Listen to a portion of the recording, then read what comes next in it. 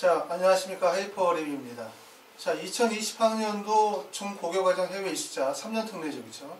3년 특례 입시가 사실 얼마 안 남았습니다. 올해는 이제 대부분 10월 초에 원서 접수를 시작을 하는데, 지금 제가 이제 동영상을 이렇게 찍는 이 시점이 이제 3월 초기 때문에 앞으로 남은 기간은 한 4개월 정도 남았다고 볼 수 있겠죠.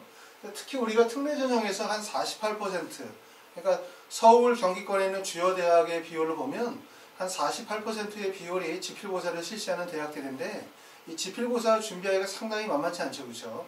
더군다나 해외에 계신 분들 같은 경우는 그 나라의 여건들이 지필고사를 준비하기가 어려운 여건을 가지고 계신 경우들도 많고, 또 국내에 계시다 하더라도 특례 지필고사 중심의 학원들이 여기 서울 강남권 대치동 쪽에 많이 몰려있다 보니까 지방이나 아니면 서울의 수도권 쪽에 계시는 분들 같은 경우들은 적절한 수업이나 아니면 사교육을 받기가 상당히 좀 어려우세요. 그러다 보니까 이 지필고사 준비가 상당히 어렵습니다. 그리고 또 이제 해외에 계시거나 아니면 중도 귀국하신 분들도 지필고사의 수준이 요즘에는 대부분 EBS 출제 범위에 맞춰서 시험 문제가 출제가 되다 보니까 난이도도 상당히 높은 편이고, 그러다 보니까 준비 기간도 부족하고 그 다음에 체계적인 준비를 받기가 어렵다 보니까 지필고사 준비에 어려움이 계신 분들이 상당히 많아요. 자, 그래서 오늘은 우리가 전체적으로 2020학년도 지필고사 준비 어떻게 하면 가장 효과적으로 할 수 있을까, 또 지필고사를 준비하시는 분들, 또 2020학년도가 아니라 2020이나 2022학년도에 특례 전형을 준비하시는 분들 어떻게 준비하면 좋을지에 대해서 전체적인 내용들을 한번 설명을 드리도록 하겠습니다. 자, 먼저 관심 가지시는 분들이 많아서 우리가 2021학년도 이후에는 특례가 어떻게 바뀌느냐 알고 계시는 분들도 많지만 한번 정리하도록 하겠습니다. 현재 2020학년도와 21학년도에 바뀌는 부분은 첫 번째는 학생 이수 기간이에요. 현재는 2년 또는 3년 이상 등 해외에서 고등학교 과정을 이수하신 분들에 한해서 특례 적용이 되어지지만 2021학년도부터는 고등학교 1년을 포함하여 중고교 과정 3년 이상이죠. 그렇죠? 그래서 물론 현재도 중고교 과정 맞고 또 2021학년도도 중고교 과정이 맞아요. 초등학교 과정에서 해외에서 이수한 거는 3년 특례 전형에 해당이 되지 않습니다. 다른 점들은 뭐냐면 현재는 2년 특례라는 것도 있고 3년 특례도 있어요. 그렇죠? 또 3년 특례도 연속 3년 또는 비연속 3년 또는 비연속 4년 이렇게 범위가 좀 다르고요. 또 일부 대학, 이화여대 같은 경우는 6년 특례 또는 고려대 같은 경우는 9년 특례가 존재하는데 2021년도부터는 6년 특례나 9년 특례, 2년 특례가 없어지는 거죠. 그러니까 2년, 6년, 9년 특례 다 없어지고 3년 특례로 획일화되어집니다.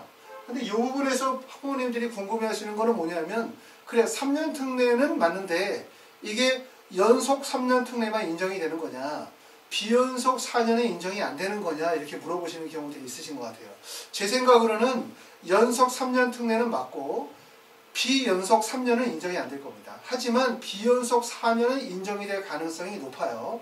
이렇게 말씀을 드리는 이유는 뭐냐면 대학 입시는 어떻게 보면 약간 빈칸 찾기하고 비슷하거든요. 그러니까 많은 대학들끼리 경쟁을 하는 구도에서 기본적인 틀은 정해지지만 서로 대학들끼리 경쟁 구도를 통해 가지고 틈을 찾아 나가는 거죠. 그러니까 어떤 학교들이 예를 들어서 상위권 학교들이 다 연속 3년만을 다 강조한다면 그 중에서 연속 3년은 아니지만 비연속 4년에 해당이 되어지긴 하지만 학업 성적이 우수한 학생들이 있을 거 아니에요. 그렇죠? 그럼 대학에서는 그런 학생들을 유치하기 위해서 범위를 연속 3년 또는 비연속 4년의 범위를 유지할 가능성이 높다라고 본다는 거예요. 그렇기 때문에 지금 비연속 4년이 되느냐 안 되느냐에 대한 부분에 대해서 여러 가지 의견들이 있긴 하지만 저 개인적인 생각으로는 달라지는 2021학년도에서는 연속 3년, 비연속 4년이 인정이 되어지는 학교들이 있을 가능성이 높다. 정확한 거는 사실은 2022학년도에 모집 요강이 확정 발표가 되어져야만 알 수 있기 때문에 준비하시는 학부모님들 입장에서 볼 때는 어떻게 하셔야 되냐면 연속 3년을 유지하시는 게 제일 좋겠죠. 근데 피치 못할 사정으로 해서 비연속 4년조의 조건을 갖출 수밖에 없는 분들은 해당 연도에 원서 지원하시게 되어질 때 비연속 4년을 인정해주는 대학을 찾으셔야 될 것 같습니다. 자, 그리고 두 번째 이제 궁금해하시는 부분들은 제가 이전에 이 표를 준비해서 올려놨는데 이 표를 조금 약간 혼란스럽게 올려놓으시다 보니까 일부 이걸 잘못 이해하시는 분들이 계신 것 같아요. 그래서 다시 한번 정확하게 구분 지어서 하면 현재 2020년도까지는 부모 모두 또는 보호자 및 배우자의 자격을 요구하는 학교가 고려대, 연세대, 서강대, 한양대 등이에요. 다시 말하면 이렇게 해외 근무자나 기타 재외국민의 전형에 있어서 부모 자격이 부모 모두를 요구하는 학교는 고려대, 연세대, 서강대 등이고 사실 이 대학을 제외한 거의 모든 대학에서는 그냥 보호자 한 명, 부또나 모의 자격으로 부모 자격을 인정을 해줍니다. 근데 이 보호자라고 하는 것도 또 오해를 잘못하시는 경우가 어머님 한 분이 학생과 함께 해외에 나가서 그냥 계시는 경우는 특례 전형에 해당이 안 되죠. 그러니까 부모가 그냥 학생과 함께 해외에 나가시는 건 안 돼요. 어머니라 하더라도 어머니가 이렇게 해외 근무자이거나 아니면 기타 재외국민 전형에 해당되시는 자영업자라든가 해외 법인 근무자처럼 실제 소득이 증빙이 되어지는 경우, 이러한 경우는 어머님이 보호자가 인정을 받을 수 있지만 부모님께서 직업이 없으신 경우 있잖아요. 그냥 자녀분과 함께 자녀 유학시키기 위해서 밖에 나가시는 경우, 이런 경우는 어머니가 보호자로 자격이 인정이 안 되시기 때문에 이런 경우는 결국 재외국민 전형에 해당이 되지 않으면 결국 해외에서 고등학교를 다 졸업하시고 국내로 들어오셔야 돼요. 그런 경우는 이제 해외고 졸업자다라고 하는 타이틀을 붙긴 하지만 사실상 해외고 졸업자만 단일 전형으로 뽑아주는 학교가 카이스트나 아니면 연세대학교 국제기열에서 일부 외에는 없어요. 그러니까 대부분 해외에서 고등학교를 졸업하고 오시면 해외에서 고등학교 졸업한 학생들끼리만 경쟁을 하는 전형이었고 대부분 국내외고 졸업자 전형이라는 그 전형에 같이 지원하셔야 되니까 국내고 학생들과 같이 경쟁을 하셔야 되거든요. 그러다 보면 이제 해외에서 공부를 하고 들어온 학생들이 국내고 학생들에 비해서 상위권 대학에서는 좀 밀려요. 여러 가지 스펙이나 부분에서. 그렇기 때문에 대학 진학이 상당히 어렵기 때문에 특례 전형이 되지 못하고 그냥 해외에서 고등학교를 졸업하고 들어오시는 경우는 대학 입시에 여러 가지 어려운 점들이 있을 수 있기 때문에 이런 거 정확하게 확인하시고 만약에 내가 특례가 안 된다, 해외고 졸업자다라고 하면 거기에 걸맞게 여러 가지 다양한 스펙이나 활동들을 준비하셔가지고 대학 입시에 불리하지 않도록 잘 준비를 하셔야 될 것 같습니다.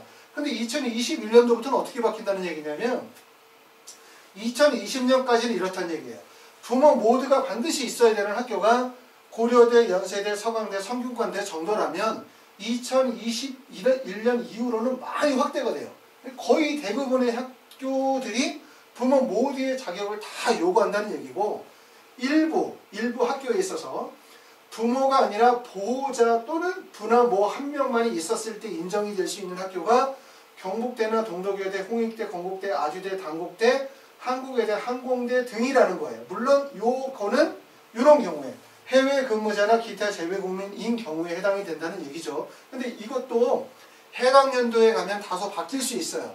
2021학년도에 모집 요강이 발표가 되어지면 다소 바뀔 수 있기 때문에 이 부분만 다시 확인해 보셔야 되는 건데 핵심은 이거죠.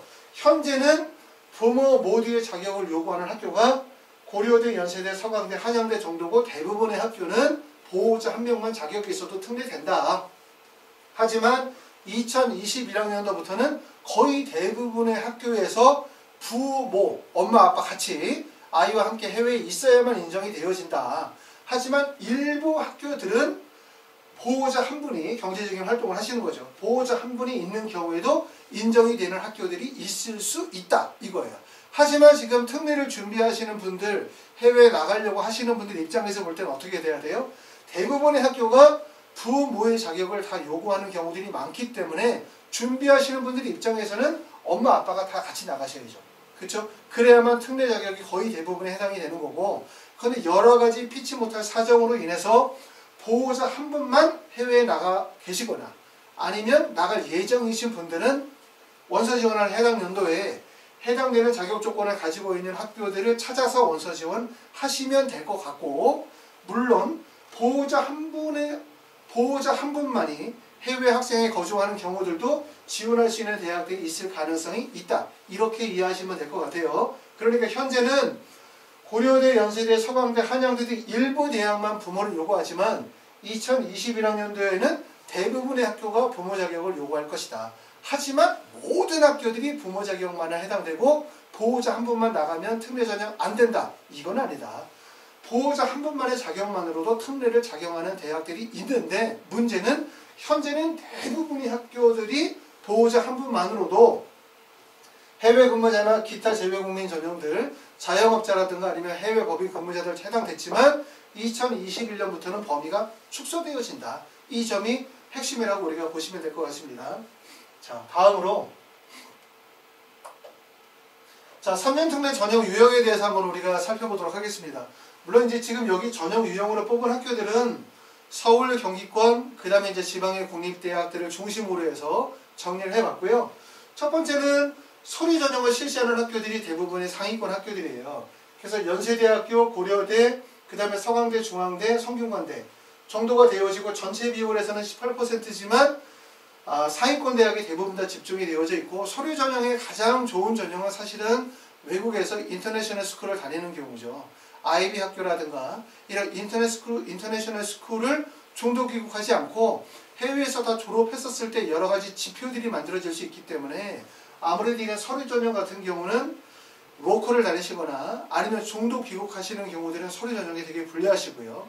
해외에서 고등학교를 다 졸업하시고 그리고 그게 인터내셔널 스쿨이라고 하면 여러 가지 표준화되어진 학력 지표라든가 그 다음에 자기소개서를 쓸 수 있을 때 필요한 여러 가지 활동 내용이나 액티비티들을 잘 구성할 수 있기 때문에 그런 학생들이 좀 더 유리하다고 볼 수 있고 그 다음에 두 번째 전형은 서류와 지필고사를 진행하는 학교들이 있어요. 물론 여기서 우리가 성균관대학교가 전년도 같은 경우만 하더라도 서류와 지필고사 전형을 병행을 했었는데 올해부터는 이제 서류 전형으로 넘어갔기 때문에 이거는 약간 고려대 자연계나 한양대학교, 중앙대학교 의예과 일부 학교에서 97명 정도 모집 인원을 선발하고 있지만 약간 이거는 과도기적인 경향을 보여주고 있다라고 볼 수 있고 여기에 있었던 학교들이 이렇게 넘어갈 가능성이 상당히 높죠. 한양대 같은 경우 넘어갈 가능성도 높고 중앙대학교 인문이나 자연계열 같은 경우도 전년도까지는 여기 있었지만 지금 서류평가 전형으로 넘어갔고 성균관대학교도 서류평가 전형으로 넘어갔기 때문에 중도 요거는 약간 과도기적인 성향으로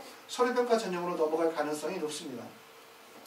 그 다음에 이제 전체적으로 3년 특례 전형에서 가장 반영 비율이 높은 거는 결국은 필답고사에서요. 필답고사에서 뽑는 인원이 788명 정도 되고 지금 전체 비율로 봤었을 때 43% 정도 되어지니까 이 비율이 가장 높다고 하는데 필답고사 준비하는 학생들은 대부분 다 중도 귀국생들로 봐야 되겠죠. 특례의 자격 조건을 갖추시고 중도에 귀국하시는 분들이 필답고사 준비 기간이 가능하고 해외에서 고등학교를 졸업하고 들어오신다 그러면 대부분 다 5월, 6월이기 때문에 해외에서 필답고사를 준비하고 들어오신다 하더라도 준비 기간이 상당히 짧아요. 그죠? 기간적으로. 그리고 이제 필답고사 준비 기간이 학부모들이 물어보실 때 얼마 정도면 필답고사 준비되냐 이렇게 물어보시지만 사실 그 기간이 뚜렷하게 얼마라고 할 수는 없어요. 해외에서 공부하시는 분들도 체계적으로 잘 준비하시는 분들이라면 국내에 들어오셔가지고 한 달, 두 달 만에 짧게라도 준비가 되어질 수 있지만 해외에서 필답고사 준비가 여의치 않은 환경이라면 사실 국내에 들어와서 짧은 기간이 되긴 되게 어렵잖아요. 그렇죠? 그렇기 때문에 준비 기간이 얼마라고 말씀드릴 수는 없지만 적어도 한 6개월 정도는 준비하셔야 된다. 학생이 체계적으로 잘 준비가 되어져 있는 상태에서도 또 만약에 해외에서 지필고사를 체계적으로 잘 준비해 오셨다면 마지막 들어오셔서 한두 달간 정도의 파이널 과정만으로도 잘 준비하실 수 있다. 이렇게 말씀을 드릴 수 있어요. 그렇기 때문에 그건 개인차가 있기 때문에 어느 정도면 충분한 기간이야 라는 부분을 말씀을 드릴 수 없어요. 필답고사는 그래서 보통 중도 귀국하신 분들이거나 아니면 해외에 계시다 하더라도 그 해외 여건이 필답고사를 준비하실 수 있는 여러 가지 조건을 갖춘 분들이라면 대부분 지원하시는 전형에 해당이 되고 면접고사 전형은 지금 현재 한 30% 정도 면접고사 실시하고 있는데 면접고사는 광운대나 카톨릭대, 서울여대, 그 다음에 명지대나 상병대, 경북대 등등의 학교들이 있고요. 면접고사 100% 전형이거나 아니면 면접고사 플러스 서류평가 전형을 실시하는 전형들입니다. 그 다음은 마지막으로는 논술고사를 보는 부산대학교가 있어요. 부산대학교는 논술 50%에 면접 50% 실시하는데 논술 그러면 학생들 되게 부담을 많이 갖는 경우들도 있지만 실제로는 그 논술이 그렇게 어렵잖아요. 통합교과형이고 논술 시간이 한 60% 정도밖에 안 되고 문항 자체가 되게 단순화되어져 있기 때문에 부산대학교 같은 경우도 되게 좋은 전형이라고 생각할 수 있습니다. 왜냐하면 학생들이 논술에 대한 부담 감으로 지원을 좀 꺼리죠. 그렇죠? 그렇기 때문에 이런 것들이 기회가 되어진다. 이렇게 볼 수 있는데 대부분의 학생들은 원서 지원하게 되어질 때 어디 쪽으로 다 몰리는 경향들이 되게 많냐 하면 이쪽으로 몰리는 경향이 상당히 많아요. 이렇게 위쪽으로. 그러니까 이렇게 위쪽으로 대부분 목표를 삼다 보니까 이 아래쪽에서는 사실 기회가 되게 많이 열리거든요. 특례는 쏠림 현상이 되게 심하다고 생각이 돼요. 쏠림 현상이. 특히 이제 상위권 대학의 서류 중심으로 대학을 가려고 하시는 분들, 그 다음에 지필고사 전형에서도 경희대나 이화여대, 한국외대, 건국대 쪽으로 몰리시는 분들, 이쪽으로는 상당히 많은 스펙과 준비기간이 많이 필요로 하지만 그 반대로 해서 지필고사의 하위권 학교라든가 면접을 실시하는 학교나 논술을 실시하는 학교들은 상대적으로 경쟁률도 떨어질 뿐만 아니라 학생들의 학교 컷도 상당히 낮아질 수밖에 없기 때문에 여기서는 상당히 좋은 기회가 되기 때문에 여러분들이 원서를 쓰시게 되어질 때 무조건적으로 상위권 대학 중심으로 원서를 쓰시는 거 되게 안 좋죠. 그래서 여러분들이 내가 특례학원을 간다 그러면 학원의 이익과 관심에 따라서 원서 지원이 집중되는 경향이 많아요. 다시 말하면 뭐냐면 대형 특례학원에 가면 여자애들은 무조건 이화여대야. 남자애들은 무조건 경희대, 건국대야. 이렇게 원서를 한꺼번에 몰아쓰다 보니까 결국은 학생들이 다 몰려서 원서를 쓸 수밖에 없어요. 그러다 보면 어떻게 된다? 원서 지원의 6개가 다 실패하는 경향들이 많다는 거예요. 그래서 지금 준비기간이 길지 않은 상태에서 뭘 보셔야 되냐면 학생이 가지고 있는 여러 가지 학력 지표에 대한 부분들을 객관화시킬 필요가 있어요. 물론 지금 아직 준비기간이 남았기 때문에 무조건적으로 너는 실력이 없으니까 여기밖에 못 가. 이렇게 얘기하는 것보다는 앞으로 성장 가능성을 보고 목표점을 잡아서 공부하는 거 좋지만 특례가 특히 학생이나 학부모들이 본인들의 바람과 희망 중심으로 원서를 쓰시고 거기에 맞춰서 준비하는 경향들이 심하다는 거예요. 그러다 보니까 결국 나중에 남의 말 듣다가 다 망치는 경우들이 되게 많죠. 또 특례는 주위에서 대학 잘 간 아이들이 많다 보니까 다른 학생들의 합격 사례를 보고 그걸 가지고서 판단하시는 경우들이 되게 많은데 항상 누누이 말씀드리지만 다른 분들의 성공 사례가 결국 나의 실패의 이유가 되는 경우들이 상당히 많다. 이 점을 꼭 염두에 두셔가지고 본인의 가지고 있는 여러 가지 스펙이나 활동 내용에 걸맞게 원서 지원의 전략을 잘 짜시고 거기에 맞게 준비하시는 게 되게 중요하겠죠. 왜냐하면 좀 전에 말씀드렸던 것처럼 3년 특례의 전형이 짧게 구분한다 하더라도 3가지 정도로 구분이 되어지고 이 안에서 다시 또 내용을 구분하기 시작하면 좀 더 훨씬 더 복잡해지기 때문에 앞으로 우리가 나아갈 방향에 대한 길을 정확하게 잡으시는 게 되게 중요합니다. 그래야지 내 희망, 학생의 바램 중심으로 그냥 또 학원의 말만 믿고 특례에서 그냥 지필고사 6개 왕창 이렇게 원서 쓰시게 되어지면 불리해져요. 그렇기 때문에 이 2가지의 구분, 학생들이 대부분 희망 중심으로 원서를 희망하는 이쪽 부분과 그 다음에 약간 중하위권의 원서를 쓰게 되어지는 필딱고사의 하위권과 면접과 논술 전형 이것을 적절하게 잘 교차시켜서 원서 지원을 써야만 우리가 재수하지 않고 오래 대학을 갈 수 있는 경우고요. 여러분이 또 아시는 것처럼 특례 같은 경우는 지원 자격이 재수까지로만 한정이 되어지는 학교들도 있기 때문에 가급적이면 재수하지 않고 올해 반드시 대학을 갈 수 있도록 그렇게 계획을 짜시는 게 좋으실 것 같습니다. 자, 그러면 이제 그 다음으로 가서는 필드카우스의 출제 범위는 어떠냐? 물론 이제 필딱고사의 출제 범위는 대학마다 출제 범위가 좀 다 달라요. 근데 가장 특징적인 건 뭐냐면 특례가 예전보다 많이 바뀌었어요. 바뀐 건 뭐냐면 요즘에는 지필고사의 출제 범위가 EBS 교재를 활용한 국내 고등학교 교육과정에서 시험 문제가 나온다. 이렇게 말씀드려요. 특례는 전체적으로 좀 바뀌는 추세예요. 흐름이. 특례에서 학생과 부모의 자격 규정도 강화시키고 있죠. 좀 전에 얘기했었던 것처럼 학생과 그 다음에 그 부모의 자격 기준이 강화되고 있는 거죠. 기준이 강화되고 있고 이게 하나의 특징이고 두 번째 특징은 뭐냐면 특례에서 전형 유형이 바뀌고 있어요. 전형의 유형이. 전형 유형이 바뀐다는 거는 점차적으로 전형 유형이 필딱고사 중심의 전형 유형에서 어떻게 바뀐다? 서류 플러스 면접 전형으로 전형이 바뀌고 있어요. 그래서 대표적으로 아까 좀 전에 말씀드린 것처럼 성균관대나 중앙대 같은 중앙대는 그 전년도에 바뀌었고 성균관대도 올해 서류 면접 전형으로 바뀌었고요. 그 다음에 연세대 같은 경우도 면접에 전형해서 면접 반영 비율을 30%에서 40%로 반영 비율을 늘렸어요. 그렇기 때문에 전체적으로 필답고사에서 서류 면접 전형으로 강화되고 있는 추세로 가고 있다. 하지만 그렇다고 해서 필답고사가 없어지지는 않아요. 왜 없어지지 않냐면 특례를 지원하시는 학생들의 구분이 해외에서 고등학교를 졸업하고 들어오시는 분들, 이런 분들은 어디에 적합하다? 대부분 서류 전형에 적합한 거고, 그 다음에 중도 귀국하시는 분들, 이런 분들은 서류 전형으로 원서를 못 써요. 왜냐하면 국내 학생과 해외의 학생부가 같이 섞이다 보니까 결국은 서류가 좋을 수가 없죠. 그러니까 이런 분들은 결국은 필답고사로 원서를 써야 되기 때문에 결국 필답고사와 서류 면접 전형이 양분화되어지는 체제로 계속 가긴 가겠지만 어떻게 된다? 이런 서류와 면접 전형의 비중이 점차적으로 늘어나고 있다. 그리고 특히 주목할 부분들은 면접이 강화되고 있다는 점들을 우리가 보셔야 돼요. 이렇게 전형의 유형이 바뀌고 있는 게 또 하나의 추세고, 그 다음에 세 번째는 필답고사의 출제 유형의 변화가 생기고 있는 거예요. 출정의 유형의 변화가. 이 출제 유형의 변화가 결국은 EBS로 바뀌고 있다는 것을 꼭 아실 필요가 있어요. 이런 것들이 결국은 이제 특례 전형이 점차적으로 바뀌는 흐름이 있는 거고, 우리가 현재 올해 2020학년도에 원서 지원을 하시는 분들이거나 아니면 내년 내후년도에 원서 지원을 하시는 분들도 전체적인 이러한 그 특례 전형, 3년 특례 전형의 변화의 흐름에 대한 부분들을 미리 예측하시고 거기에 맞춰서 준비하시면 도움이 될 것 같습니다. 국어는 대부분 국내 고등학교 교과과정 정도의 수준이고, 화법, 작문이나 독서와 문법, 문학 정도, 이 정도가 나오고, 학교마다 고전문학이 들어가느냐 마느냐 이 부분이 학교마다 좀 차이점이 있고요. 수학은 자연교육인 경우에 대부분 학교들이 수학을 실시하죠. 문과인 경우에 수학을 실시하는 학교는 없으니까요. 근데 자연계라 하더라도 어떤 학교는 수리 나형의 범위에서만 시험을 보는 학교들이 있고, 어떤 학교들은 수리 가형에서 시험 범위를 출제하는 경우들이 있기 때문에 내가 가지고 있는 수학의 어떤 그 진도라든가 아니면 학업적인 역량에 따라서 지원대학이 구분이 되어질 수밖에 없습니다.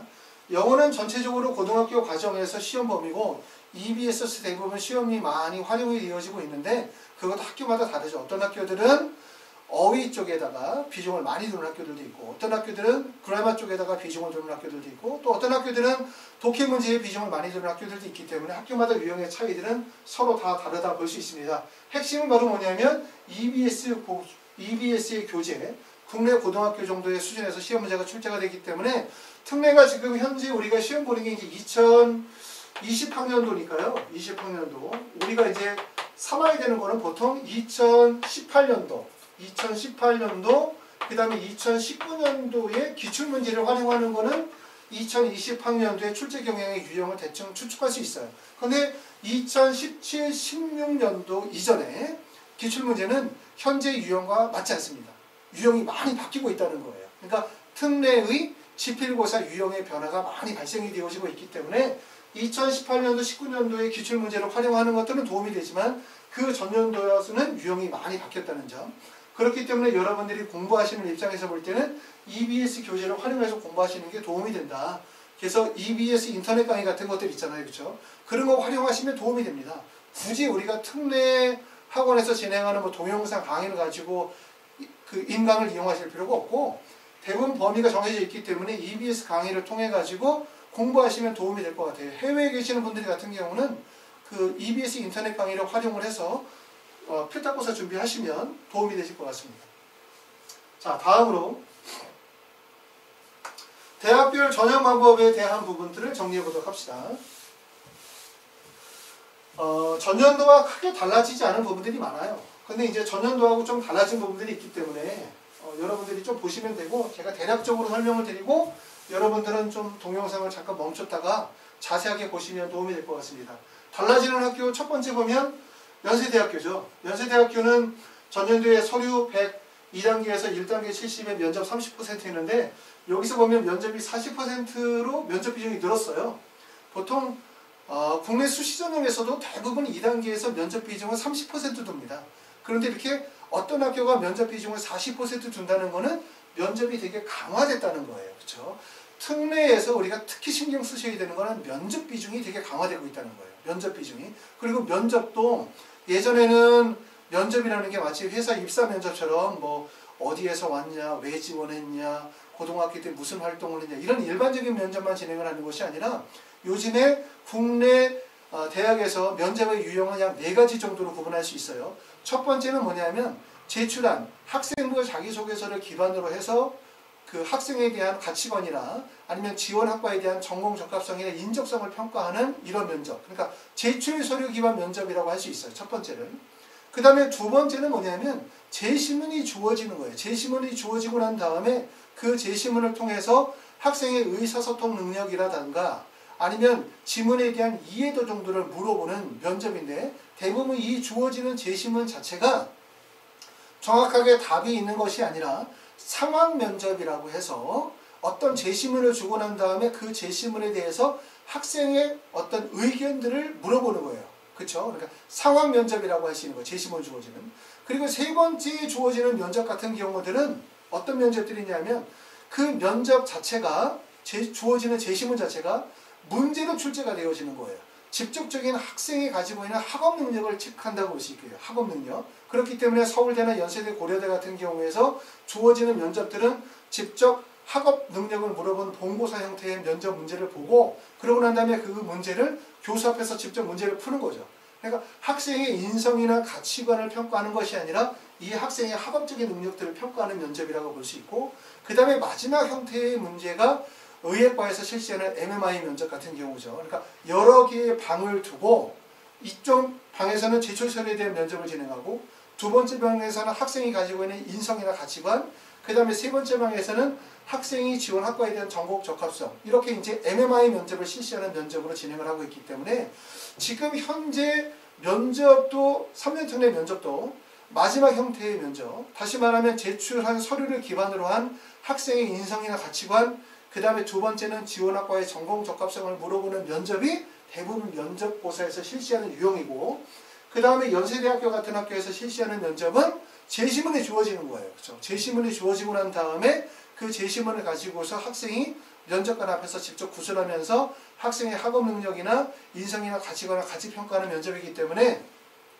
제가 말씀드리고자 하는 요지는 뭐냐면, 재외국민 전형에서 주목할 부분들은 바로 뭐냐면 면접의 유형이 다양해지고 있고 면접의 비중이 커지고 있다는 점을 꼭 명심할 필요가 있다. 이 점을 말씀을 드리고 있습니다. 자, 그리고 성균관대학교 같은 경우도 면접을 실시해요. 면접을. 참고로 아실 거는 성균관대학교는 수시 전형에서 면접을 보지 않습니다. 대부분의 전형에서는.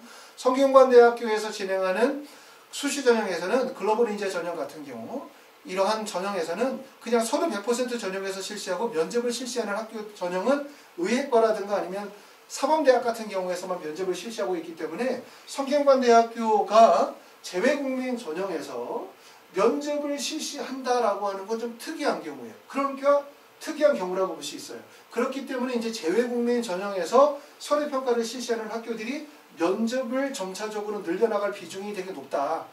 왜냐하면 재외국민 전형은 사실은 학생을 직접 보지 않고 뽑는 건데, 외국에서 오랫동안 공부한 학생들, 이런 학생들을 사실은 그냥 서류만으로 아니면은 지필고사만으로 학생을 선발하는 것보다는 면접을 통해서 학생의 의사소통 능력이라든가 아니면 학생의 어떤 가치관이라든가 전공 분야에 대한 어떤 생각을 가지고 있는지를 평가하는 거 되게 중요하다고 생각할 수 있거든요. 그렇기 때문에 면접이 전체적으로 확대될 가능성이 되게 높아요. 비중으로. 자, 서강대, 한양대, 중앙대는 전년도와 동일하게 그냥 진행을 하고 있고요. 그 다음에 학교에서도 큰 변화는 없습니다. 그 다음에 이제 주목할 점들은 동국대 같은 학교들 주목할 필요가 있어요. 동국대학교는 이화여대부터 쭉 나머지 학교와 마찬가지로 이런 학교들은 다 지필고사만 실시하는 학교들이잖아요. 동국대학교도 지필고사를 보거든요. 근데 특징은 뭐냐면 동국대학교는 지필고사를 통해서 1단계에서 5배수를 선발하고 난 다음에 2단계에서 면접을 본다는 거예요. 그러니까 이런 학교들도 지필고사를 보고 난 다음에 면접을 실시할 가능성이 높다고 생각이 돼요. 왜냐하면 면접을 본다라고 하는 건 대학의 입장에서 볼 때는 조금 더 우수한 학생의 역량을 좀 더 깊이 있게 들여다볼 수 있다라고 하는 장점들을 갖거든요. 특히 재외국민 경우에는 그렇게 생각할 수 있어요. 왜냐하면 다양한 나라의 다양한 환경에서 공부한 학생들을 뽑다 보니까 이 학생이 가지고 있는 학력의 지표가 얼마만큼 신뢰해야 되는지, 또 이 학생이 공부한 여러 가지 자료나 데이터들에 대한 부분들을 어떻게 이해해야 되는지에 대한 부분이 혼란이 올 수도 있거든요.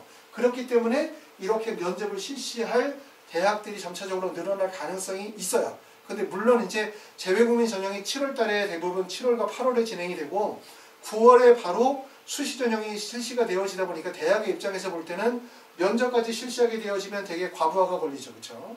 대학의 입장에서 볼 때는 여러 가지 뭐 강의실 문제라든가 면접을 실시한 공간이라든가 면접을 보기 위해서는 또 입학사정관들 등등등 진행하다 보면 대학의 입장에서 볼 때는 여러 가지 업무의 부담이 커질 수밖에 없어요.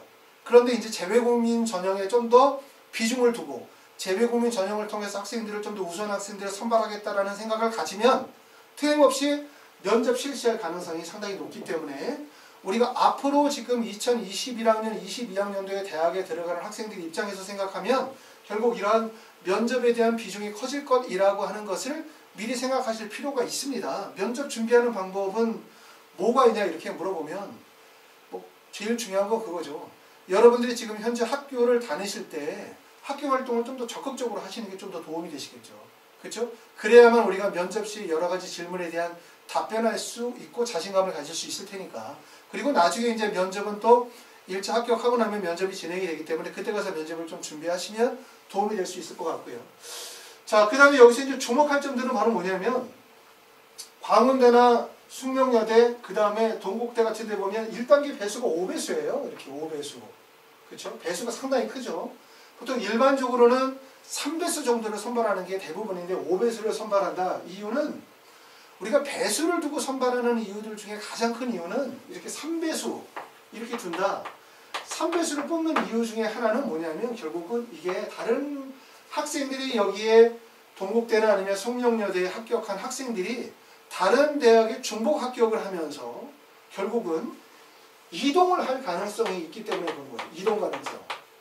그렇죠? 중복 합격을 해서 다른 학교로 이동할 가능성이 크기 때문에 그럼 만약에 내가 뽑고자 하나가 한 명을 만약에 뽑고자 했는데 얘가 다른 데로 가버려. 그러면 결국은 학생을 못 뽑는 거잖아요. 그러니까 인원을 한 3명 정도 뽑아놓는 거죠. 이렇게 3명 정도 뽑아놓고 첫 번째가 만약에 다른 학교를 갔다. 그러면 이 둘 중에서 우수한 학생을 뽑으면 되고 만약에 얘가 또 빠져나갔다. 그럼 마지막에 있는 학생이 최종 합격자가 되겠죠. 근데 이렇게 5배수를 준다는 것은 무슨 얘기냐면 그만큼 재외국민 특별전형의 이동률이 높다는 거예요. 추가 합격 가능성이 되게 높다는 거고. 그리고 또 하나 되게 중요한 거는 서류 심사죠. 그러니까 재외국민 전형이 여러 나라의 여러의 조건에서 오다 보니까 서류가 미비한 경우들도 많고 또 서류 중에서 일부러 이렇게 약간 좀 서류가 약간 위법하게 만들어진 서류라고 판단이 되어지는 경우들도 있고 또 서류가 부족해서 판단이 어려운 경우들도 있고 또 학생이 자격 조건을 못 갖추는 경우들도 있고 이런 요소들이 같이 결합이 되는 거예요. 그렇기 때문에 이렇게 5배수라고 하는 배수를 많이 두고 있는 거죠. 그죠? 그렇기 때문에 이런 점들이 좀 특징이라고 할 수 있다. 배수가 큰 이유는 첫 번째는 재외국민 전형의 추가 합격 비율이 되게 높다라는 점. 그 다음에 두 번째는 재외국민 전형 중에 특징이 하나가 결국은 자격심사에 대한 부분이 여기에 들어간다는 점. 이 점을 또 고려하실 필요가 있고 그리고 이제 또 이렇게 보시면 지필고사 전형이 건국대 그러면 국어 영어 그럼 이제 학생들이 이렇게 생각하거든요. 지필고사 전형은 국어 영어니까 나는 GPA 성적이나 학교 성적은 다 필요 없다. 이렇게 생각하시는 경우들이 있는데 그렇게 생각하시지 마시고 입시를 좀 더 넓게 생각하실 필요가 있어요. 넓게. 무슨 말이냐면 지필고사 전형이라 하더라도 대학에서는 학생이 중고등학교 과정에 대한 성적 증명서를 다 받아보거든요. 그 얘기는 무슨 얘기냐면 지필고사 성적이 다소 부족하다 하더라도 학교의 GPA나 성적이 우수하다면 합격할 가능성이 있다는 거예요. 그리고 대학 입시 이런 일괄 합산 방식은 일괄 학산 방식으로 여러 가지의 평가 요소들을 함께 묶어서 발표하는 거. 그리고 실제 합격한 자와 불합격한 자에 대해서 그 이유 설명을 하지 않는 이런 전형에서는 실제 내가 뭐 때문에 떨어졌는지 알 수가 없잖아요. 그렇죠? 그렇기 때문에 내가 만약에 대학에서 어떤 자료를 대학에서 어떤 부분에 대한 평가를 한다면 그 평가되거나 제출되어지는 서류의 모든 것들이 대학의 평가 항목 안에 포함이 되어진다라고 생각하셔야지 입시 요강에 보니까 건국대학교 한국외대는 지필고사 100%라고 얘기하더라. 그러니까 내 고등학교 성적은 다 필요가 없다. 그러니까 나는 그냥 지필만 공부하면 된다. 이렇게 생각하시면 안 되는 거예요. 아시겠죠? 또 반대로 얘기해서 그러면 이런 학교들이 지필고사 100%라고 하는데 고등학교 성적도 다 포함이 되어지는 겁니까? 이렇게 물어보는 것도 정확한 답은 아니에요. 그렇죠? 제가 말씀드리는 거는 이런 학교들이 지필고사 100%는 맞지만 대학에 우리가 성적 증명서가 제출이 되어지고 그리고 이렇게 일괄 합산 방식으로 평가하는 이런 평가 과정에서는 제출되어지는 서류에 대해서 당연히 평가되어질 수밖에 없다는 거예요. 그렇기 때문에 내가 동일한 점수의 지필고사 성적을 가진 학생이라면 당연히 그 다음에 학생이 가지고 있는 여러 가지 성적이죠. 그렇죠? 고등학교 때 성적이 우수한 학생이 선발될 수밖에 없기 때문에 지필고사 준비하는 학생들 대부분의 학생들이 고등학교 성적이 안 좋은 건 어쩔 수 없어요. 다 안 좋아요. 대부분 다. 안 좋지만 그래도 내가 할 수만 있다면 고등학교 성적을 조금 더 높게 유지하는 게 합격에 훨씬 더 유리하다는 점 아실 필요가 있습니다. 자, 다음. 자, 그 다음에 학교는 이제 마지막으로는 단국대학교, 가천대학교, 경기대, 아주대, 인하대, 카톨릭대 이런 학교들이 있고 아주대 같은 경우가 전년도보다 좀 바뀌었어요. 바뀐 거는 좀 전에 말씀드렸던 것처럼 면접이 40%로 늘었습니다. 그러니까 면접 비중이 좀 늘은 거죠. 그렇죠? 그래서 아까도 말씀드렸지만 3년 특례 전형에서 변화되어지는 게 뭐냐. 첫 번째, 학생과 부모의 자격 기준이 강화되어졌다. 2021학년부터 강화된 거죠. 그 다음에 두 번째 달라지는 점이 뭐냐라고 얘기하면 3년 특례 전형의 유형이 좀 바뀌고 있다. 지필고사의 전형이 그대로 있지만 지필고사에서 뭐로 좀 옮기고 있다? 서류와 면접 전형으로 바뀌어나가고 있는 중이다. 그리고 특히 주목할 점들은 뭐죠?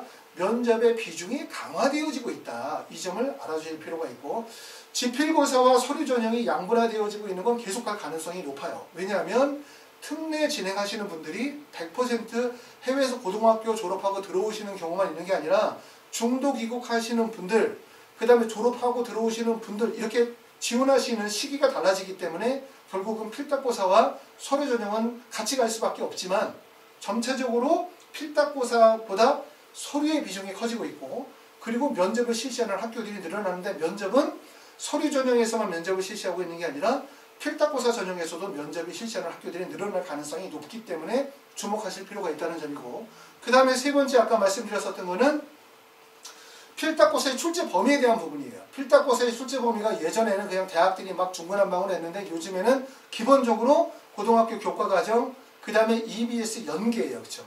그렇기 때문에 지금 2020학년도 준비하는 입장에서 볼 때는 2018, 2019년도의 출제 경향을 우리가 보고 경향을 예상하시면 될 것 같고 그 다음에 EBS 인터넷 강의 같은 걸 활용하시면 도움이 될 것 같다. 이런 말씀 드렸습니다. 자, 다음으로 그럼 이제 지금이 3월, 남아있는 기간은 7월, 그럼 한 4개월 정도 남았잖아요. 4개월 정도 동안에 우리가 어떻게 해서 지필고사 준비할 것이냐 이 부분에 대해서 고민하시는 분들 되게 많죠. 뭐 간단하죠. 기간이 너무 짧잖아요. 사실은 4달밖에 안 남았으니까 4달밖에. 그 다음에 두 번째 지필고사 특징은 뭐냐면 학원에서 반을 구성을 하게 될 때 이화여대 반 그러면 시험 봐서 학생의 수준이 되는지 안 되는지를 판단하고 그리고 이화여대 반을 꾸미는 게 아니에요. 그렇게 꾸미는 게 아니라 여러분도 마찬가지지만 이화여대 반 그러면 그냥 학원에 와서 너 어디 원서 쓸 거야? 저는 뭐 이화여대, 건국대, 경희대, 동국대 원서를 쓸 겁니다. 그러면 그래 그럼 이화여대 반이 언제 수업이니까 어떻게 수업을 들어? 학생의 수준에 맞게 반이 편성이 되어지는 것이 아니라 학생과 학부모의 희망 중심으로 반이 편성이 된다. 그러다 보면 어떤 문제가 생긴다? 학생들끼리의 수준 차이가 심하게 벌어진다는 거예요. 그리고 여러 나라에서 공부를 하다 보니까 결국은 학생들끼리의 수준 차이가 심하게 벌어지니까 대부분의 학생들이 특례 학원에 가면은 그냥 앉아 있어요. 못 알아듣는 거죠. 알아듣는 애 몇 명 빼고 나머지는 못 알아듣고 그리고 학원에서 수업하시는 선생님도 그 짧은 기간 동안에 그 애들의 성적을 끌어올릴 수가 없어요. 그렇죠? 그렇기 때문에 결국 이런 집단화되어진 획일화되어진 수업의 효과를 거두기가 좀 어렵다는 거죠. 그렇죠? 그래서 저희 학원은 저희 하이퍼리뷰가 생긴 지가 한 13년 됐는데 특례 수업을 진행을 하면서 초기에는 그룹 수업을 진행을 했지만 지금은 다 학생 맞춤 1:1 개별 수업을 진행을 합니다. 저희 학원에는 이런 학생들이 맞는 거예요. 어떤 학생들이 맞냐면 첫 번째는 전년도에 대형 특례 학원에서 공부를 해서 실패하고 지금 재수를 하고 있는 학생들 이런 학생들이죠. 이런 학생들이 저희 학원하고 맞습니다. 왜 맞냐 하면 재수를 하는 학생들은 아침부터 밤까지 그리고 학생의 능력에 맞게끔 입시 컨설팅을 통해서 체계적인 학습 관리를 해야 되거든요. 재수생들은 보통 아침에 9시에 와서 저녁에 6시 또는 저녁에 9시나 10시까지 학생 맞춤형 수업과 학습 관리 그리고 거기에 대한 입시 컨설팅 같이 병행을 해요. 그래서 진행을 하기 때문에 결국 학생에 대한 학습 관리와 맞춤형 수업이 같이 병행이 되기 때문에 효과적으로 진행이 되는 거고, 두 번째는 학습의 기초가 부족한 학생이죠. 아시는 것처럼 내가 만약에 수학이나 영어나 국어의 학습의 기초가 부족한데 이걸 그냥 일반 학원에 들어가서 수업을 들으면 알아들을 수가 없어요. 그리고 거기서 한두 달을 허비해버리면 결국 남는 시간이 결국 한두 달밖에 안 남기 때문에 초기 과정에서 빨리 기초를 잡는 과정이 필요한 거고, 그러기 위해서는 결국은 학생 맞춤형 1대1 수업이 반드시 필요할 수밖에 없어요. 결국 이 수업으로 갈 수밖에 없는 거고, 두 번째는 필터코스의 준비 기간이 부족한 학생들이죠. 내가 지금 준비 기간이 6개월 정도밖에 안 됐다거나 아니면 내가 이번에 필터코스 준비하셔야 되는데 만약에 5월 정도에 들어오신다. 이러면 준비 기간이 한 2달밖에 안 되잖아요. 이런 경우는 결국은 그룹 수업으로 해소할 수가 없어요. 그렇기 때문에 개별 맞춤형 수업을 짜셔야 되는 거고, 만약에 이제 이 영상을 보시는 분들 중에서 내가 5월이나 6월 정도에 졸업을 하고 국내에 들어와서 필터코스를 준비하고자 하시는 분들은 미리 이제 스케줄을 예약을 하셔야 될 것 같습니다. 지금부터 예약을 받고 있기 때문에 스케줄 미리 예약하셔서 프로그램을 저희가 확정하도록 그렇게 할 거고요. 그 다음에 체계적인 입시 관리가 필요한 학생들, 이거 얘기했어요. 왜 그렇게 얘기하냐면, 특례는 첫 번째는 아까 얘기했죠. 전형의 유형이 복잡하다 했어요. 3년 특례만 된다 하더라도 전형 유형이 4가지로 나눠지는데, 첫 번째는 서류 전형도 있고, 그 다음에 서류 플러스 지필로 가는 경우도 있고, 그 다음에 두 번째는 지필로만 가는 경우도 있고, 그 다음에 면접을 실시하는 전형도 있죠. 이 전형을 결정하는 것도 상당히 어려워요. 객관적인 평가가 반드시 필요하거든요. 근데 학원에서는 학원의 목적대로 우리 학원이 지필학원이야. 그러면 너는 지필로 대학을 가야 되겠다. 우리 학원이 예를 들어서 면접을 하거나 자기소개서를 쓰거나 컨설팅만 하는 학원이야. 그러면 그냥 서류, 너 이성적이면 중앙대 갈 수 있어. 학부모들이 다 들으면 좋아하죠. 이러다 보면 결국은 원서 지원이 학원의 목적에 따라서 쏠리는 현상들이 되게 많다는 거예요. 이런 경험들은 실제 재수를 해보시거나 대학을 가신 분들은 특례 전형에서 많이 경험을 하시는 거예요. 누군가가 우리 아이의 성적이나 아니면 액티비티나 이러한 것들을 보고 난 다음에 객관적으로 우리 학생에게 적합한 전형에 대한 학습 플랜을 짜줬으면 좋겠다. 이런 말씀 많이 하시는 분들 계시거든요. 그렇기 때문에 특례는 첫 번째는 이렇게 전형이 복잡하다 보니까 체계적인 입시 관리가 필요한 거고, 여기에 따라서 원서 지원하시는 것도 시기가 다르잖아요. 7월에 원서 지원을 하실 수도 있고, 그쵸? 특례 전형에. 그 다음에 9월 수시에 원서를 쓰실 수도 있어요. 그쵸? 이 원서 지원을 특례에서 6개를 다 몰았을 수도 있고, 9월에 원서 지원을 하나 정도, 2개 정도 빼둘 수도 있는 거고요. 그 다음에 또 아시는 것처럼 9월에도 특례가 있어요. 9월에도. 특례 전형이 꼭 7월에만 있는 것이 아니라 특례가 9월에 실시하는 특례 전형도 있고요. 또 반대로 특례 전형이 특례에 해당되는 정시에서 진행이 되는 학교들도 있거든요. 그렇기 때문에 이러한 전반적인 입시 관리에 대한 부분들 어떻게 해야 되는지 이거 아셔야 되고, 지필고사는 단지 지필로 끝나는 거지만 만약에 면접이나 서류 지필이나 서류 평가를 간다고 한다면 그 다음에 진행이 되어지는 게 자기소개서를 작성을 한다든가, 그 다음에 또 면접을 준비하다든가, 이런 과정까지 가게 되어지면 입시 과정이 되게 길죠. 지필고사 준비해야 되지, 자기소개서 써야 되지, 그 다음에 면접까지 진행을 해야 되고, 그 다음에 결국은 또 원서 지원의 시기를 결정해야 되는 부분이기 때문에 총체적인 학생에 대한 입시 관리가 필요하다. 이런 부분들이 우리가 특례가 가지고 있는 좀 복잡한 점들이라고 말씀을 드릴 수 있어요. 그래서 하이퍼리뷰는 저희 홈페이지나 블로그 와서 보시면 아시겠지만, 저희가 진행하는 게 특례라고 해서 무조건 특례 7월달 지필고사 이것만 준비하는 게 아니라, 학원에서 진행하는 게 특례 학생들에 대한 컨설팅, 그 다음에 지필고사, 그 다음에 자기소개서 작성, 그 다음에 면접을 진행하는 과정들, 그리고 또 특례를 원서를 쓰는 학생들이 또 9월에 수시 원서를 지원하시게 되거든요. 그렇기 때문에 국내 수시 원서 중에서 해외고 졸업자가 지원이 가능한 전형이라든가, 특례 자격을 가지고 있는 학생들이 지원이 가능한 전형이라든가, 또는 영어 특기자 전형이라든가, 이런 전형처럼 실제 내가 3년 특례 전형에 해당되는 학생들이 지원할 수 있는 모든 범위에 대한 입시에 대한 정보와 그 다음에 체계적인 준비를 하고 있어요. 그렇기 때문에 이제 궁금하신 점들은 질문하시고 저희가 거기에 맞춰서 관리를 해 나가도록 그렇게 할 거고, 그래서 이제 또 하나는 뭐냐면 현재 고등학생들이에요. 학생 맞춤 1:1 수업과 학습관리가 필요한 고등학생들이라고 적었는데, 왜 그러냐면 고등학생들은 학교를 가잖아요. 그렇죠? 학교를 가니까 공부를 할 수 있는 시간이 없어요. 학교를 가면 끝나는 시간이 뭐 5시, 6시. 끝나고 나면 저녁에 와서 만약에 학원을 간다. 그냥 대형 학원 간다. 그럼 저녁에 한 10시까지 수업 듣고 그리고 끝나고 집에 가고, 이러다 보면 결국은 불필요하게 자기하고 맞지도 않는 수업으로 시간을 많이 보내고 있지만 학습의 성취도가 발생이 되지 않는 거죠. 결국은 이렇게 남은 기간이 4개월, 지금 현재 시점으로 봤을 때 4개월, 그 다음에 7월에 우리가 원서를 써야 된다라는 시점으로 본다면 가장 필요로 하는 건 뭐냐면 학생 맞춤 1:1 수업하면서 학습 관리하고 거기에다가 결국은 입시 컨설팅을 통해서 그냥 합격을 가는 거죠. 이 세 가지 요소가 결합이 되어야만 하지, 만약에 이거를 1:1 개인 수업으로만 한다. 그럼 이건 이제 가르치는 선생의 입장에 따라서 얘기가 다 달라지는 거죠. 그렇죠? 내가 수학 선생이면 무조건 수학 중심으로 몰아가는 거고, 그 다음에 학습 관리만 진행한다. 이건 있을 수 없겠죠, 당연히. 입시 컨설팅만 한다. 그럼 입시 컨설팅을 하고 결국은 방향은 제시하지만 학생에 대한 관리가 진행이 안 되는 거기 때문에 결국 이러한 부분들이 학생 맞춤 1:1 수업과 그 다음에 학습 관리, 입시 컨설팅을 통해서 남은 4개월 동안에 입시를 이끌어가는 과정들, 이런 부분들이 이제 재외국민 전형에서 되게 중요한 요소다. 이렇게 볼 수 있을 것 같습니다. 재외국민 전형은 좀 복잡해요. 복잡한 이유들은 가장 큰 이유는 이거 같아요. 준비 기간이 좀 짧다는 거죠. 대부분.